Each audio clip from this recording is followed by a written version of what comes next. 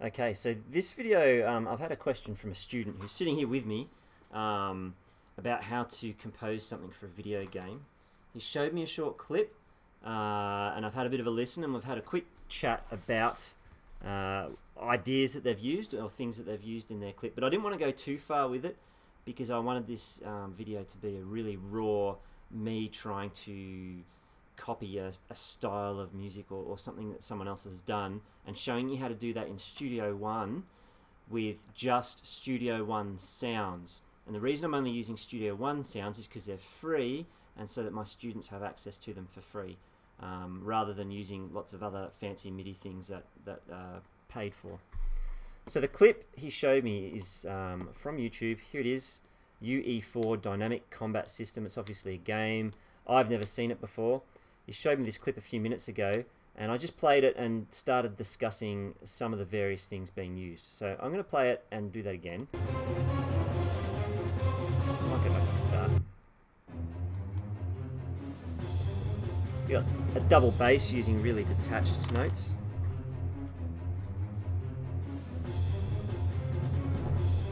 Obviously, snare drum sounds really militaristic.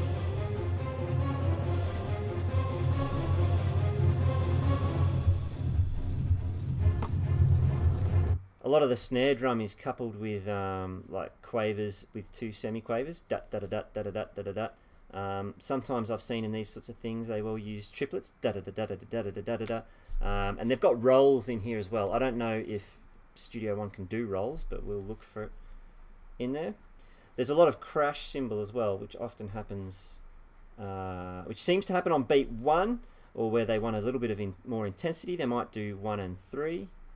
Or they do all beats, just depending on where they are. You know, at the end of a phrase, they might do it on all beats. Harpsichord in there too.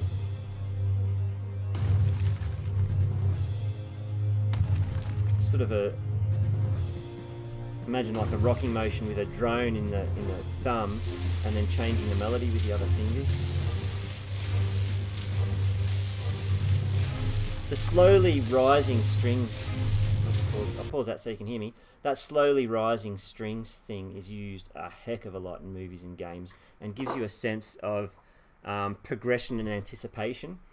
And the way that they keep that going is they go up bump, bump, bump, bump, bump, bump, bump, bump, bump, bump, and they go up to a certain distance, and then they start it again. And it gives you the sense that it's always climbing. It's continuously getting bigger and bigger, even though it's not. It's a bit of a trick.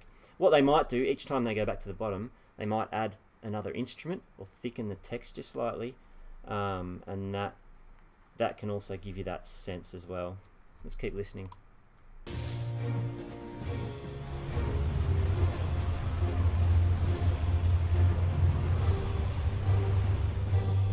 Still detached strings, slowly rising. It's all the strings there. Violins, viola, everything.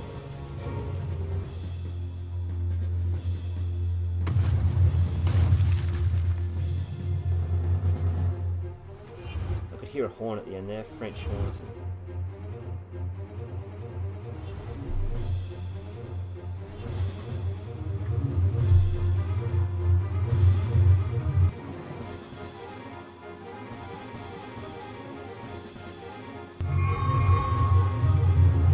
So those fast runs, bump, bump, ba da da dun, dun, da da da da da da da da da da. So runs of semiquavers,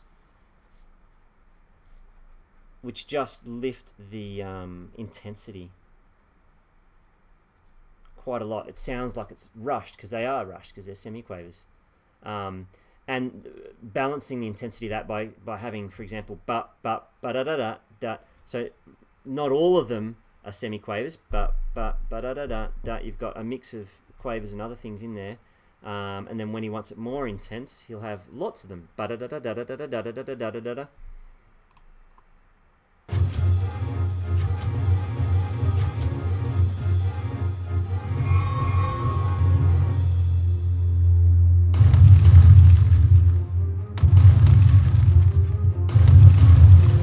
Right, I think that's enough for us to work with. So he's asked me to show him how he can do this for a computer game. but I'm going to make this video for anyone who's composing using Studio One with just the free Studio One and Sounds. I am running Studio One Professional. I don't think I'm going to be using any functions that require Professional. If I do, I apologize in advance. So I'm just firing up a new song. Instruments, what should we might start with that. Strings, we had like double basses in there. Let's have a look. 8 double basses playing together. Down that an octave. And that's quite a detached sound on its own. Quite like that. The other thing that might work is the full detached strings. Let's have a quick listen.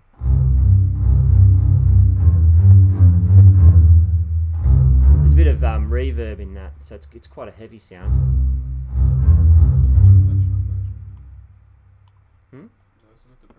No, these are available on the free. Yep, I guarantee it. He's shaking his head. He's saying they're not, but I'm sure they are. I do this with my year 8s.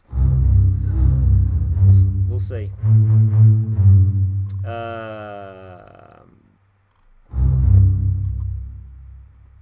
Got a lot of bass in my sound in this room, which is not helping. But okay, let's say we stick with that.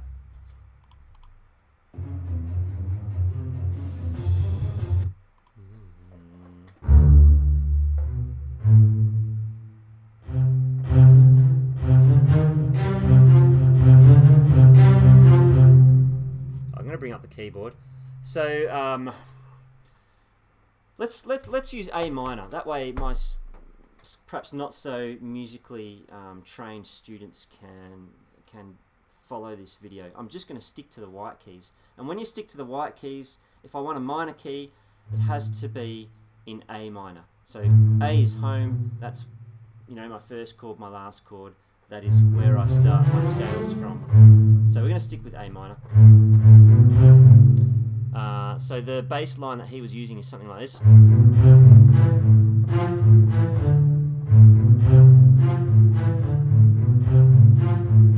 Something like that. But notice how I'm hinging off A being the tonic of the chord at this moment. If I was to play a chord of A, so there's my A minor chord, there's sort of my 3 key notes I'm using for this little riff, and the other notes that I'm using in the melody, they're just sort of passing notes. So I can play this as a melody, but the implied chord is still A minor.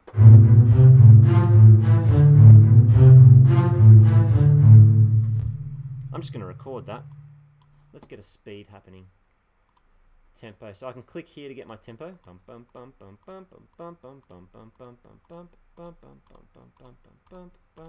And you can see it's giving me around that. Let's say 115 and keep it at that. I'm going to need a metronome sound. So I'm going to need a pre-count so it counts before I start playing. See how that sounds. Not quite loud enough. I'm going to turn it up. Close that. Let's see. I'll bring this one up so that you can see what I'm actually playing.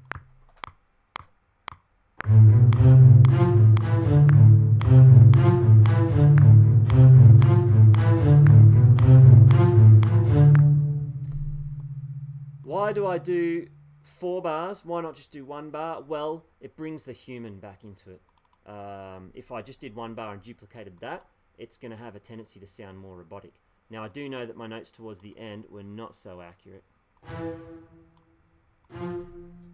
I can go through and fix it up, or I can leave it, or I can quantize it to the nearest quarter notes it looks like I'm using there. Let's go 8th. Select all. Q for quantize. Should snap them to the right spot. Let's see if it is.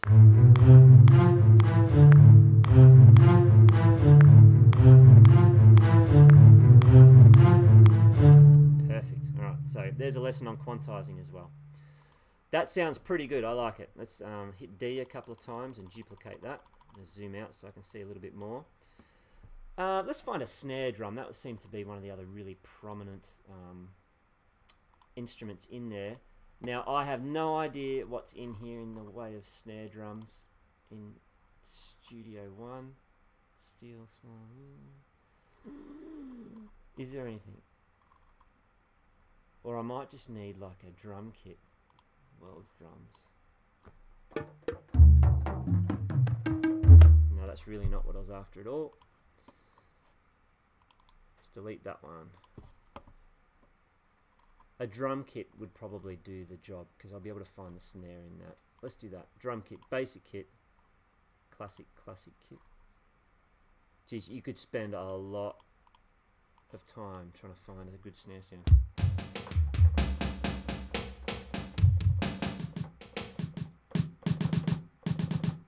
I like that one. Let's go with that one for now.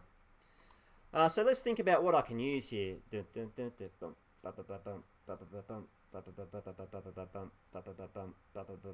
go for something like that.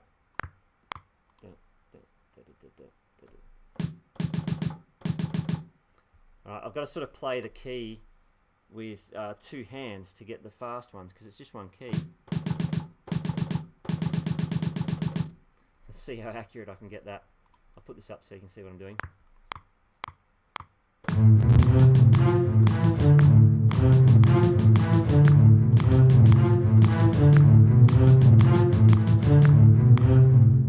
Alright, that didn't feel particularly accurate. We'll have a look. Double click. I couldn't hear much over the strings, to tell you the truth.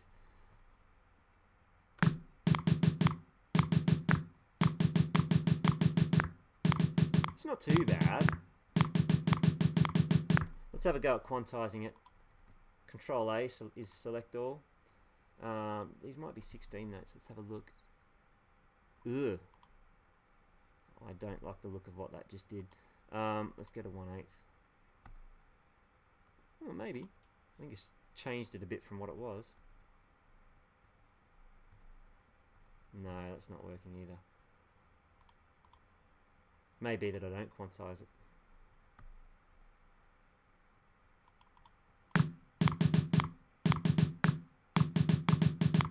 Oh, yuck. Alright, I'm just going to leave it for the sake of this lesson. I could go through and fiddle all those and get them exact, but for the point of this, I do not have time. I'm just going to duplicate those. Let's not have it at the start, so we've got a little bit of an intro. Oh.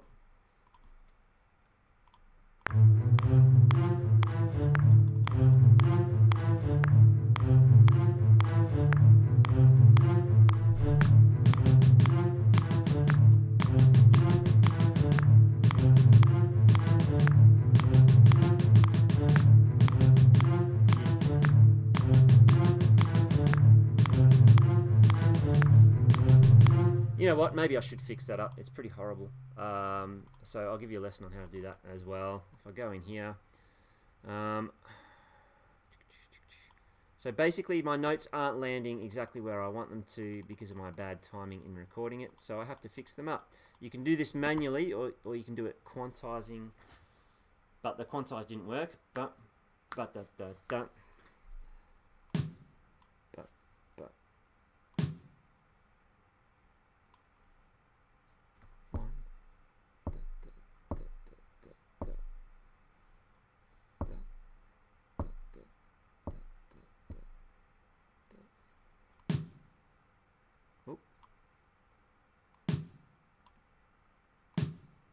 See if that sounds how I want it to sound.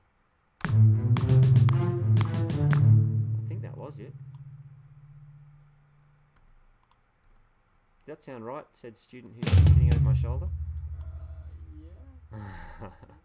I feel like it was just too quick. It might have actually changed the rhythm from what I originally intended. Yeah, it's not right, is it? You know what? I'm going to can it. Let's do it again. I think I was missing a fifth beat. Let's get rid of the strings.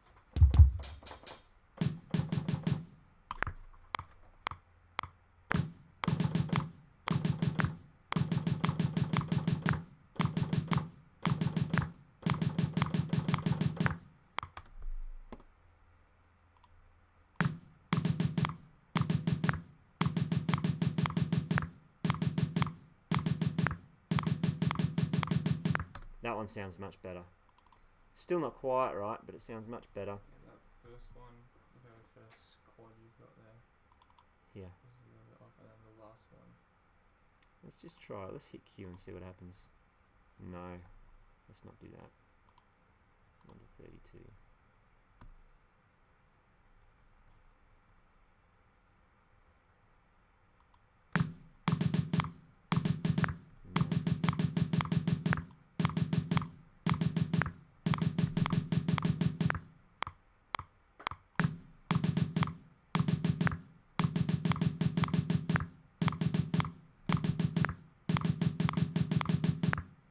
I'm going to leave it for now. I think it's close enough for the purpose of this. You could really go on and play around with that for a long time. Alright, so we've got that in there now.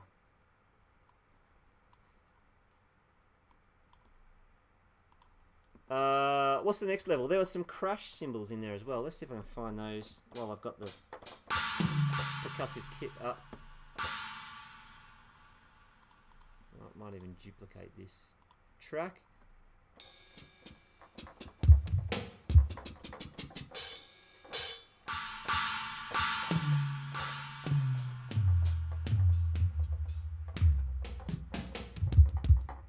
This one seems to be the best.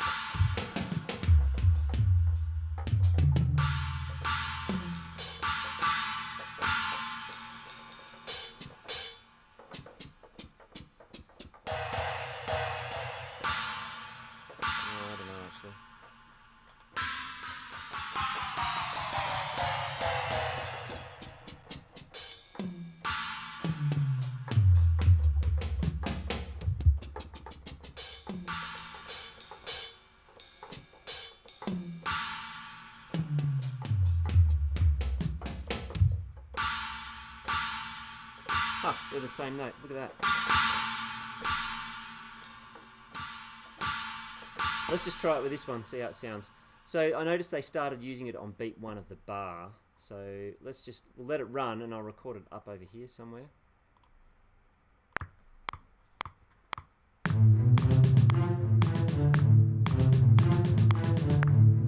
Well, what happened to that? It's all wrong. Something's gone wrong with my percussion thing. Did I quantize it and forget to undo?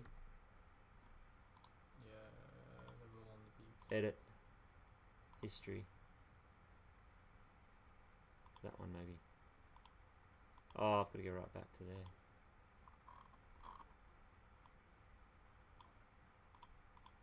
Alright.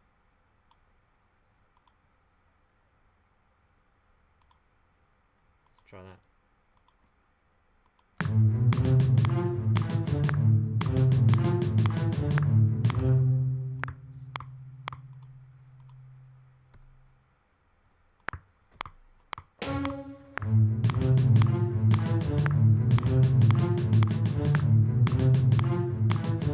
Sorry, I forgot I need to make a new track. Let's try that.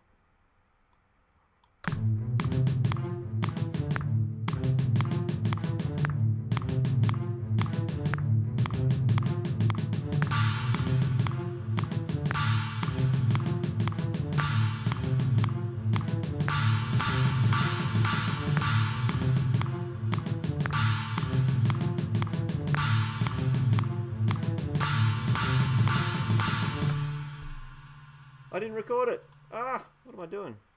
Try again. Sorry. So it would be a raw video.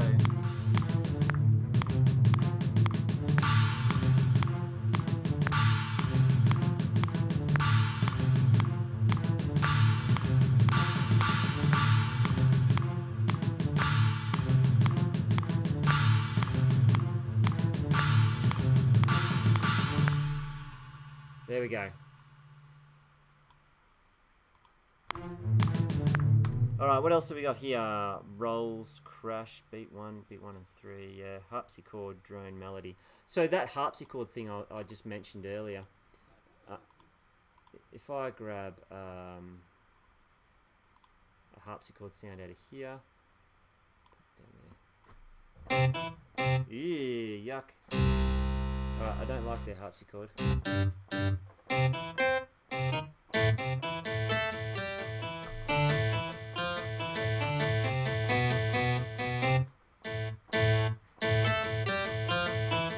That could work actually.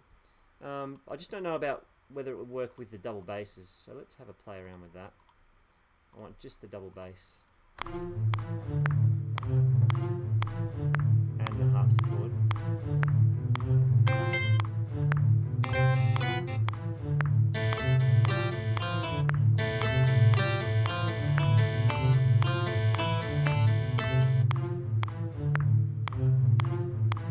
Just going to wait till the next section.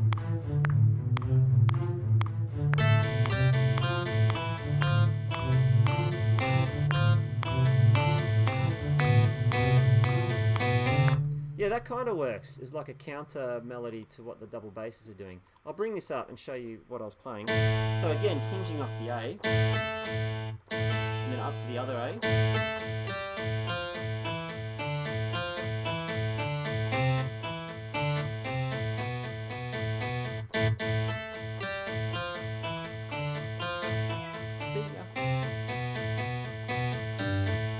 Something like that. And so I've got basses sort of ascending and the harpsichord sort of descending. Let's try that.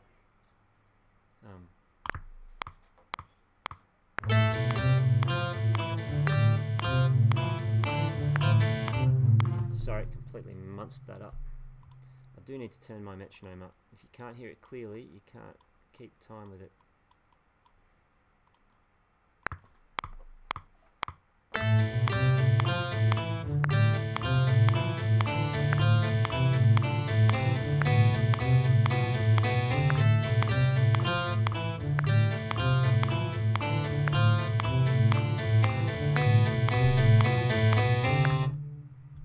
Alright, that was okay. You know, it was a bit rough. If I was doing my own thing, I'd probably take a few more takes and get it spot on, but the important thing is I'm giving you the idea. Let's just play it back.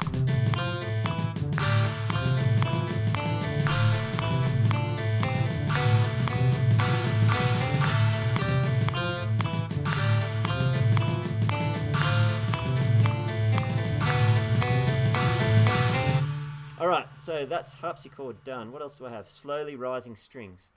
Would I do that over the detached strings? Yeah, possibly. But I'd probably just choose high strings. You don't want to do any more in the bass because then it will sound sort of convoluted and gluggy.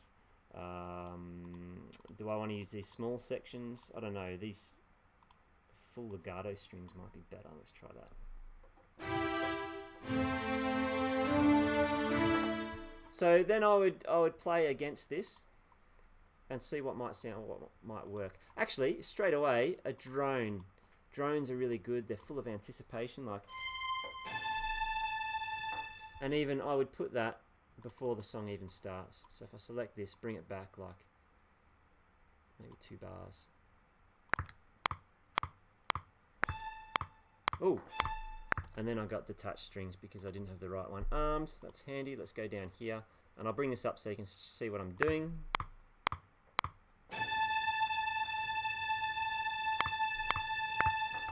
Why am I not hearing the other tracks?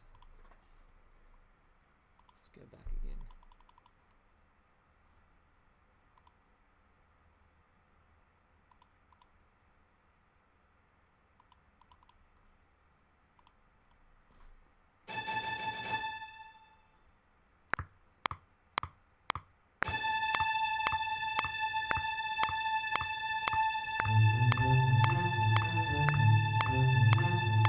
I just hold that note. I'm just holding a high A. I talked about A being the key. But obviously it's too loud. So you want to back it off a bit.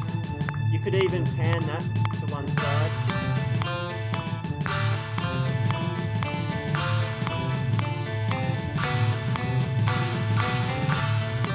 You could even probably fade it out about here where the harpsichord starts. I might just end it abruptly there for now. Alright, actually one thing you could do which would sound really cool is to automate the volume on this. So what is it, a Carbon 61 keyboard that I've got has this wheel on. You see that going up and down. I'm actually fiddling with the modulation wheel, which is, you can see it here on this thing, that modulation wheel. But I can assign that to do lots of different funky stuff. For example, now I've got to relearn how to do this on the fly.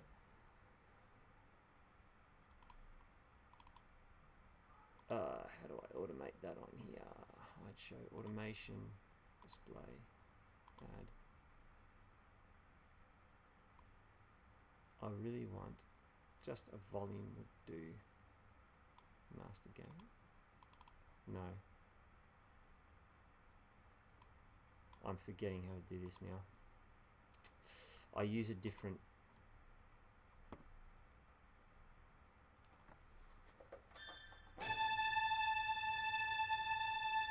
Bear with me.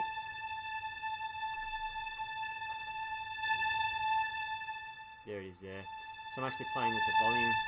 I was actually playing with the volume dial. I'm used to using the modulation wheel, but I can remove automation on that. The volume dial, the volume thing's still working. But if I edit, connect. Yeah, okay. I'll just use the volume dial for now. So if I want to put some modulation on it, I want to start with it really soft and bring it in slowly.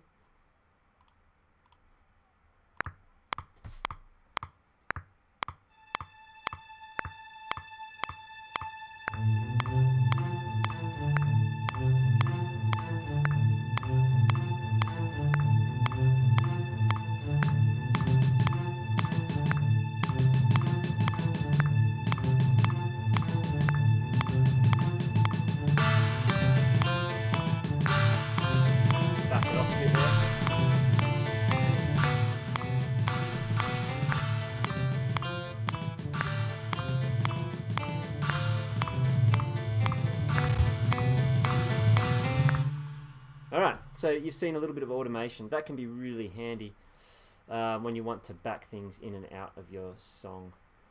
Alright, what else have I got? So thicken texture. Alright, we're doing strings. I want to do some rising strings. I might leave that track alone now and just bring in a new track for my strings. Big wide chords is best for strings.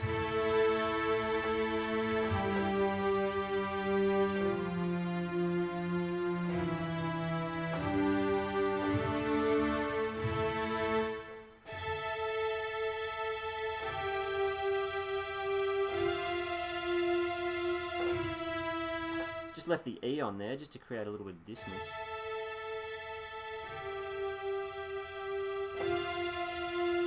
It's there.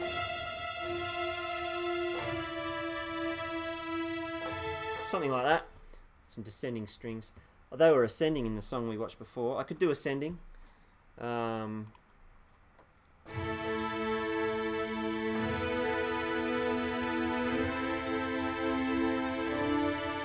Literally, I just made, I'm just making these chords up. The only science to it is that I'm starting on A, and I've got A there. I talked about that. And I'm using the fifth, 1, 2, 3, 4, 5. I'm using the fifth from the scale. The fifth is the most important, so that's the other one, second most important. That's why I'm using that a bit. Let's try something like that. I might bring it in about there, but I'll go from here so I can see what I'm doing.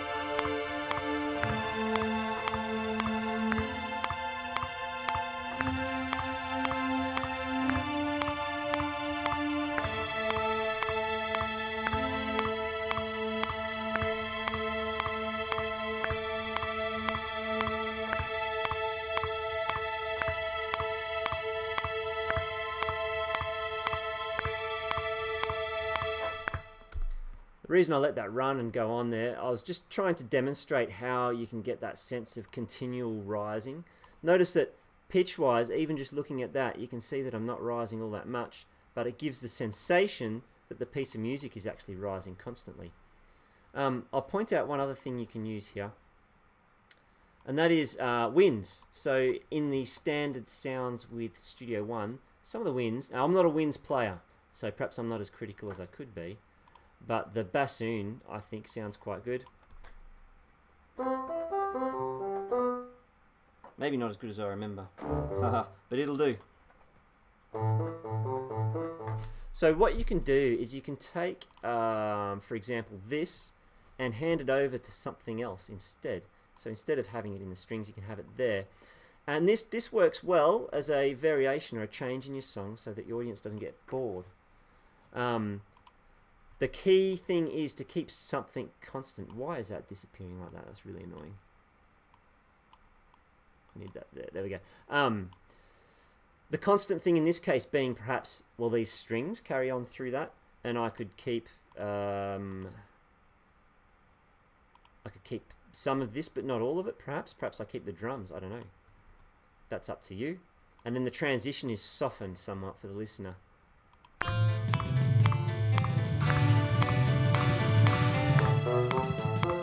Now, see how it was too much of a jerk for me. Try it again.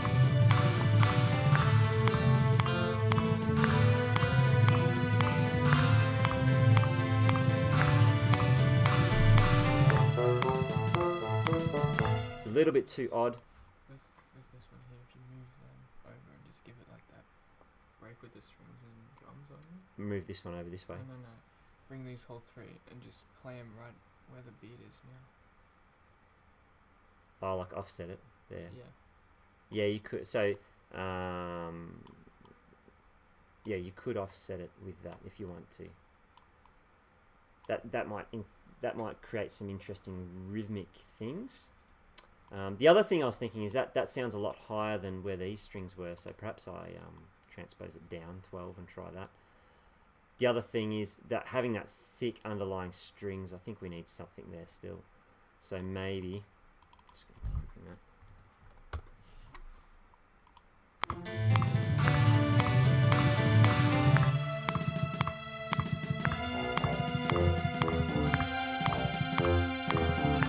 I do like the bassoon there. Look, I'm just going to flick it back if that's okay. But I'm going to, instead of detached strings, I think we need some other strings just still there carrying the bottom. So maybe if we had, let's go 8 basses legato and see what happens at the bottom. We looked at that at the start. Maybe we just have that even start sort of here, maybe.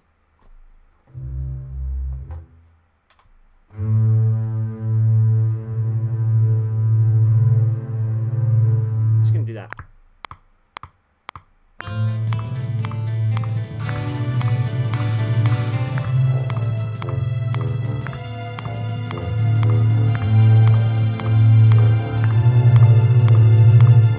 Going to do that again because I moved my volume dial and that's created this auto volume in there.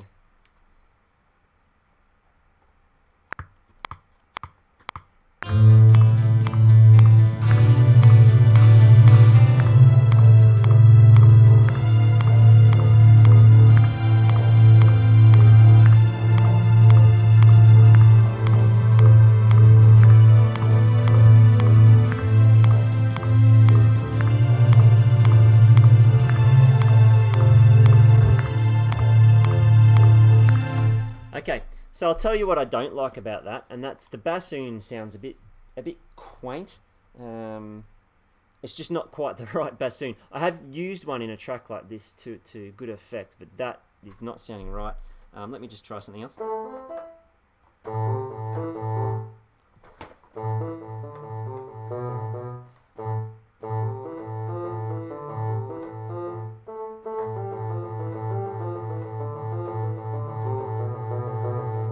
Maybe something like that would be more effective, where it sounds hasty and rushed and suits the character of the song a little bit more. I'll bring this up so you can see what I'm doing there. Oh, that didn't work at all. But By the way, if you want to do something really fast, you can slow down the tempo to record it. That's a handy little thing.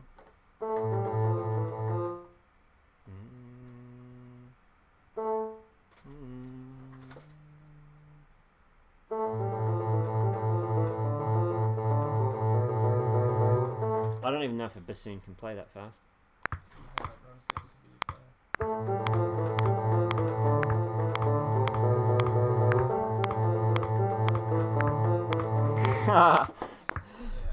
That's a bit much. There's no breath. You can see what I'm going for.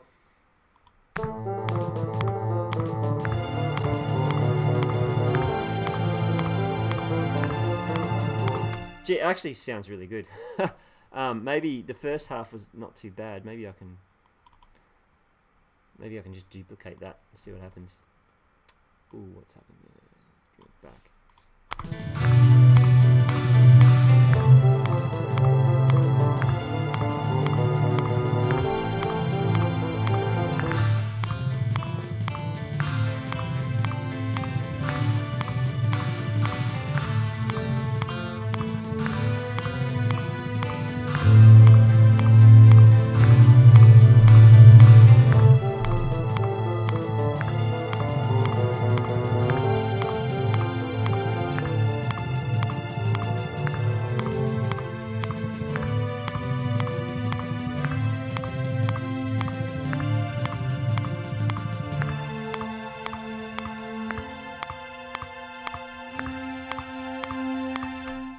Alright, so we've played around with some snare drum, we've played around with harpsichord, I've showed you slowly rising strings, we've thickened up the texture, we've done some sort of runs of semiquavers, I've showed you the double bass detached. So look, that's quite a bit for someone to get started with some orchestral percussion. Some of the things I played here were pretty rough. If I was at home, obviously I'd spend a lot more time getting those little bits right, and perhaps going in and correcting the little mistakes, maybe quantizing here and there, but not too much because you want it to sound human. But there are some good sounds, and there's different ways of using those sounds too. What I suggest you do when you're listening to music is you write down a little list like I have, showing you what's being used and what the character is, so that you can deploy it next time. So I hope you enjoyed this.